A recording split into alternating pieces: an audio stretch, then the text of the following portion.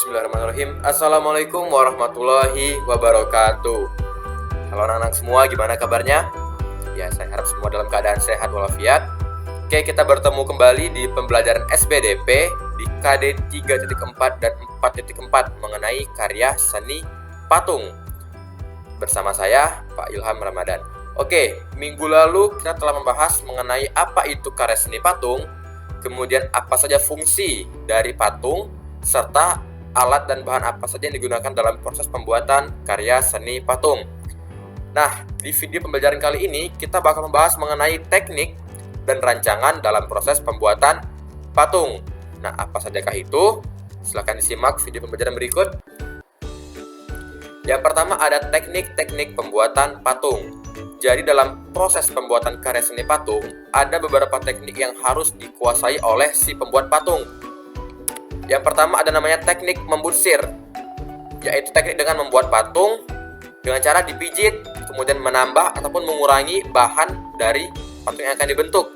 Nah, dalam teknik membutsir ini, alat yang digunakan adalah alat busir, kemudian ataupun pisau sudip. Kemudian bahan yang digunakan adalah tanah liat ataupun plastisin. Jadi untuk teknik membutsir ini digunakan untuk membuat patung berbahan lunak. Kemudian yang kedua ada teknik memahat, yaitu teknik dengan mengurangi bahan dengan cara dipahat pada bahan yang digunakan. Nah, alat yang digunakan adalah pahat dan palu, serta bahan yang digunakan adalah kayu ataupun batu. Untuk teknik memahat ini digunakan untuk patung berbahan keras ya. Yang ketiga ada namanya teknik mencetak. Untuk teknik mencetak ini terbagi menjadi dua jenis, yaitu mencetak tuang dan cetak tekan. Tetapi dalam proses pembuatan karya seni patung yang paling biasa digunakan adalah teknik mencetak tuang ataupun disebut dengan teknik cor. Nah, alat yang digunakan adalah cetakan sesuai dengan bentuk yang diinginkan. Kemudian bahannya adalah semen, gips, fiberglass ataupun emas cair. Jadi bahan-bahan tersebut akan dimasukkan ke dalam cetakan sehingga terbentuklah patung dengan teknik mencetak. Kemudian ada namanya teknik konstruksi, yaitu digunakan dengan cara menyusun ataupun membangun bahan. Cara menyusunnya dapat berupa kerangka terlebih dahulu yang kemudian bisa kita sambungkan, bisa kita ikatkan, bisa kita lem. Nah, untuk teknik konstruksi ini, alat yang digunakan adalah rangka bangunan ataupun meja putar, dan bahan yang digunakan adalah tanah liat, plastisin, ataupun semen dan gips. Nah, itu adalah teknik-teknik dalam proses pembuatan karya seni patung. Kemudian, bagaimana cara merancang untuk proses pembuatan patung? Oke, yang pertama adalah kita harus membuat sketsa terlebih dahulu. Nah, sekarang apa itu sketsa?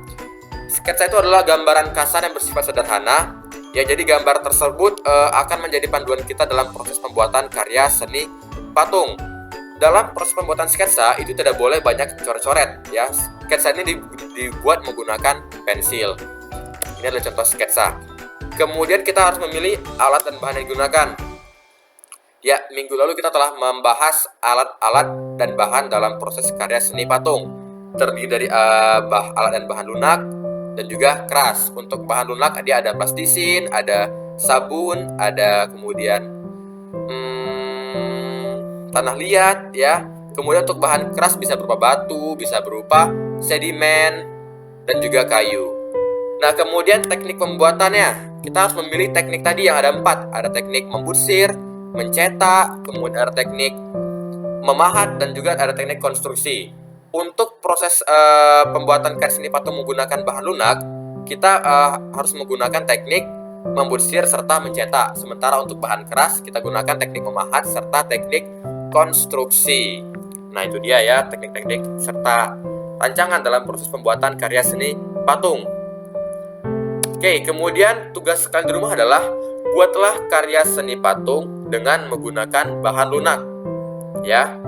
Jadi ini adalah penilaian keterampilan. Kalian bisa gunakan bahan lunak seperti plastisin, tanah liat, ataupun sabun, juga boleh lilin ya.